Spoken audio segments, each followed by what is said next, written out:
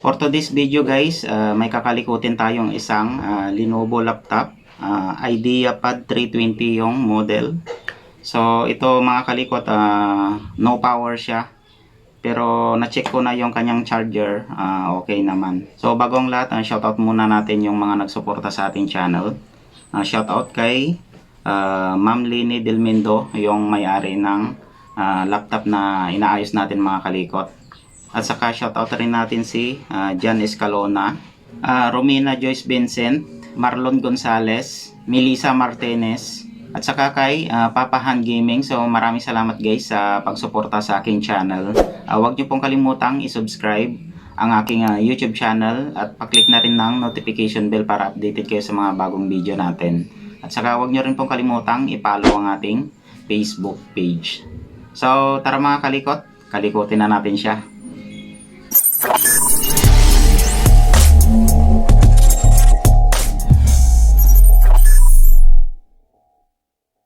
Ayan na, ito na siya mga kalikot. So dito naman, ayan o, umiilaw naman yung charging light niya. Nakasaksak na rin yung kanyang charger. Kaso hindi siya nagpa-power. Ayan. Bali bubuksan na lang natin siya mga kalikot. Check natin dun sa loob. Ayan, mukhang selyado pa siya, hindi pa nabubuksan kasi may warranty sticker pa siya.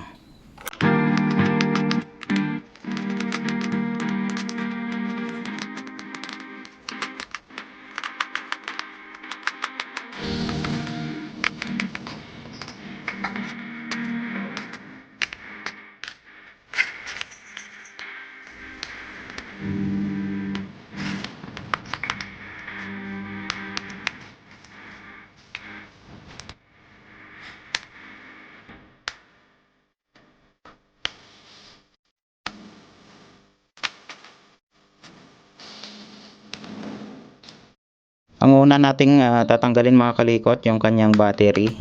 Baka masundot kasi natin siya tapos may karga. So baka magkaroon siya ng problema. Baka mapag-short natin. Tapos tanggalin din natin tong kanyang hard drive. Yan, para pag troubleshoot natin kasi i-power natin siya, i-off, baka masisira lalo yung kanyang hard drive. Try natin ilagay yung kanyang charger. Try natin i-power. Ito guys, nakatanggal na yung kanyang battery. Ayan, no power pa rin siya. Tapos try ulit natin ibalik yung kanyang battery. Bali i-reset ko muna siya sa kanyang power button. Ang pagre-reset sa kanyang power button, i-press lang natin siya ng mga 10 seconds, mga ganun. Yan, try natin ibalik yung kanyang battery. Tapos try natin i-power. Power na natin.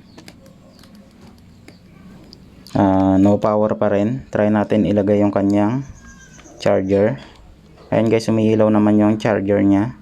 Or yung kanyang charging light, kaso parang kwan siya. Patay hindi yung ilaw. Ayan. Try natin i-power. So wala pa rin. Try natin linisan yung kanyang keyboard kasi yung power button niya kasama siya sa kanyang keyboard. Try natin linisan. So kung hindi pa rin makuha sa linis, try natin i-short yung kanyang power button. Pero dito na sa pin yung pinagsaksakan ng keyboard natin. So hanapin natin dyan kung saan yung contact ng power button or yung power switch nya. Natapos na natin siyang nalinisan yung ribbon ng kanyang keyboard. Try ulit natin. Ayan, so no power pa rin siya. Update ko na lang kayo mamaya mga kalikot. Bali i-troubleshoot ko muna siya. A few moments later. Nakuha na natin yung kanyang trouble mga kalikot. Kapag nakakabit itong kanyang keyboard, ayan, try natin. So ito guys, nakakabit yung kanyang keyboard. Yan, try natin power on. So hindi siya nagpa-power kapag nakakabit yung ribbon ng keyboard niya. Try natin tanggalin. Tanggalin natin yung kanyang ribbon. Ayan. So try natin. Lagyan na natin siya ng supply. Try natin sundutin to. Ayan guys, oh. Doon na siya nagka-display nung nakatanggal na yung keyboard niya or yung ribbon ng kanyang keyboard. Ayan, oh. Kaso may guhit na yung kanyang panel. So ibig sabihin mga kalikot, shorted itong kanyang mismong keyboard. Kapag nakakabit yung keyboard niya, hindi siya nagpa-power on. Tapos sa Lenovo kasi mga kalikot, bukod dito sa power button niya dito sa may keyboard, pwede rin natin switch siya dito or i-power dito sa side. Ayan, yung may ilaw. Yan. Para mag power on yung mismong unit. Lalo na kapag may problema yung keyboard niya. Or hindi natin mapapower dito sa power button ng keyboard. So pwede rin natin siya dito i-power mga kalikot. So bukod lang dito sa power button ng keyboard, nakuha na natin yung kanyang trouble. May problema dito sa kanyang keyboard, shorted siya. Kapag nakakabit yung keyboard niya mga kalikot, yung charging light niya dito nagbi-blink dito sa may malapit sa may charging port niya. So kapag nakatanggal yung keyboard niya, ayun, nag-display na siya. Ayan, oh. So yun, sabihin muna natin sa may-ari na may problema yung or shorted yung kanyang keyboard. Try natin i-assemble yung kanyang battery at saka yung hard drive para ma-check natin kung may okay yung kanyang operating system.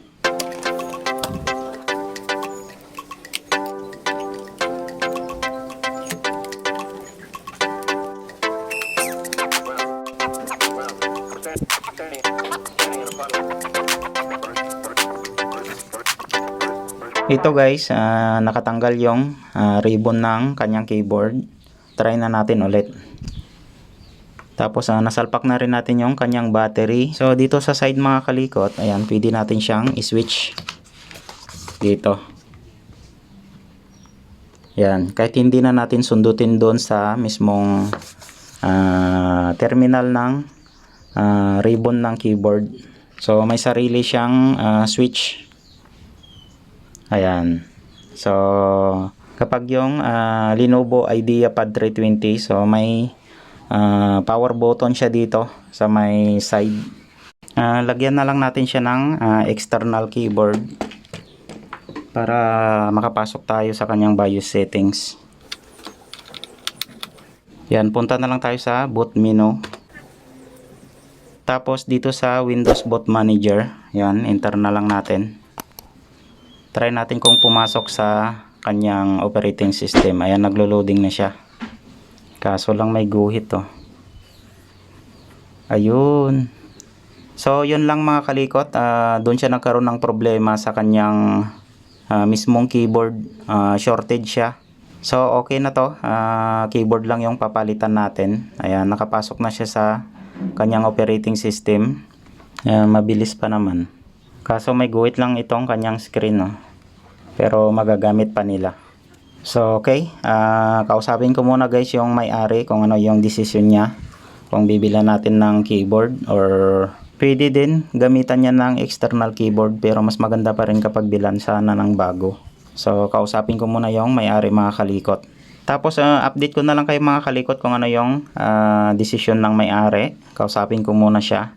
The next day. Update tayo mga kalikot dito sa ginagawa nating laptop na Lenovo IdeaPad 320. Bali nakausap na natin yung may-ari. Sabi niya kung pwedeng magawa ng paraan na kahit hindi nabibilhan daw ng keyboard, kung magagamit pa daw. So sabi ko naman pwede naman. Pero gagamit nga lang sila ng external keyboard. Kasi yung keyboard nitong mga kalikot, magkasama dun sa kanyang power switch. So dito guys, kapag dito kasi sa Lenovo na IdeaPad 320, mayroon siyang switch dito. Ayan. Na kahit wala yung keyboard, pwede nating ma-switch dito. So ito na lang yung paraan. Dito na lang nila i-switch kapag gusto nilang i-power yung kanilang laptop.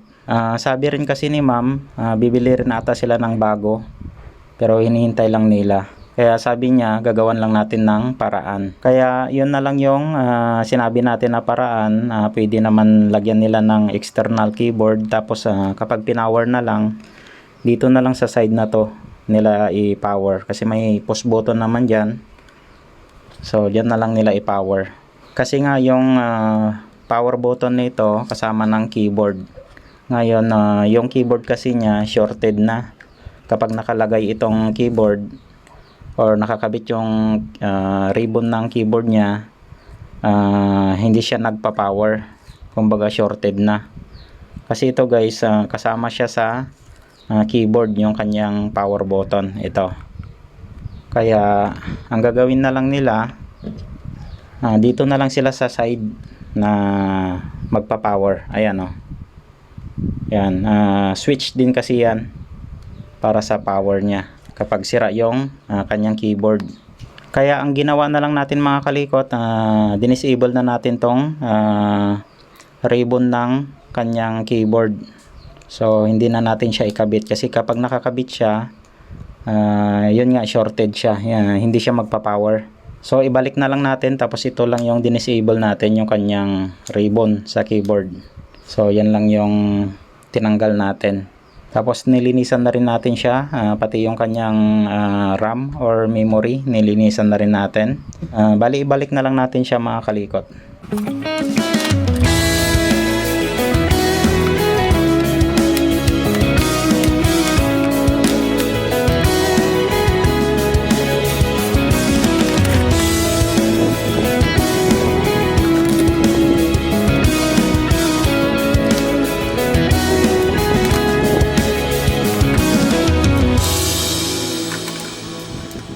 Try ulit natin mga kalikot, na-assemble na natin yung casing nya. So bali hindi na tayo magpa-power dito. Dito na lang sa side, susundutin na lang nila ng manipis na panusok. Ayun, wala tayong pangsundot may butas rin kasi dito guys sa gilid. Diyan na lang nila sundutin. Try natin. Yan, para mag-power siya. So nasundot na natin. Ayan. Kailangan nakapasok tayo sa kanyang BIOS settings. Kasi tinanggal natin kanina yung CMOS battery niya. Kaya hindi na daw papaayos ni ma'am kasi isa rin to sa dahilan. Guhit na rin yung kanyang screen. So pagtiyagaan niya na lang muna daw bago siya makabili. Hinihintay lang ata yung pambili or sahod. Lagyan muna natin ng external keyboard. Ayan, nagagalaw na natin. Set up na lang natin siya sa kanyang BIOS settings para hindi na paulit-ulit na pumupunta dyan. Baguhin pala natin yung date at saka yung time at saka natin i-save. Kapag tinanggal kasi yung kanyang CMOS battery, magdi-default siya. So kailangan ma-set up natin yung date at saka yung time. Ayan o, naka 2013 siya. So punta na lang tayo dito guys sa boot menu nya or priority boot. Ayan, F10 natin para mag-save. Ayan, yes. Okay. So nag-reboot na siya. Ayan. Check na lang natin kung diretso na siya sa kanyang operating system. Ayan. So ganun na lang yung gagawin nila. Tutusukin na lang dito sa left side. May butas naman. Diyan na lang nila ipapower. Tapos gagamit na lang sila ng external keyboard. Yan, na katulad nito. So okay na siya mga kalikot. Pwede na natin ibigay sa may-ari. At least na-trouble natin yung problema niya. Shorted yung kanyang keyboard. So, kailangan sana palitan kaso syempre, yung may-ari pa rin ang magdesisyon. So, okay na to. So, try natin i-off tapos try ulit natin i-on. Baka pumalya yung pagka-power niya. Yan, shutdown muna natin. So, try natin mga kalikot na tanggalin yung charger niya. Tapos, try natin i-on. So, sundutin ulit natin dito sa side. Kapag dito pala tayo nag-power switch dito sa button na yon, lalabas pala yung button menu niya. So, ang gagawin na lang nila, may pagpipilian naman dito. Kung sakaling ito yung lalabas, piliin na lang nila yung normal startup. So, yan na lang yung piliin nila. Tapos, enter. Ayan. So, magtutuloy naman yan sa kanyang operating system. Yung button pala dito sa side niya, yun pala yung button menu niya.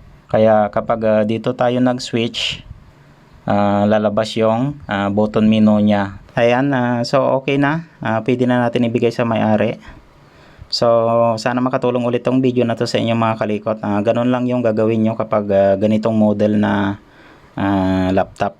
Maraming salamat guys sa panonood ng mga video natin. Huwag nyo pong kalimutang i-subscribe ang ating YouTube channel at pa-click na rin ng notification bell para updated kayo sa mga bagong video natin. At saka huwag nyo rin pong kalimutang i-follow ang ating Facebook page. So hanggang dito na lang yung video natin para dito sa ating Lenovo na laptop, IdeaPad 320. So muli maraming salamat, ingat kayong lahat and God bless sa ating lahat mga kalikot. Bye bye. Okay.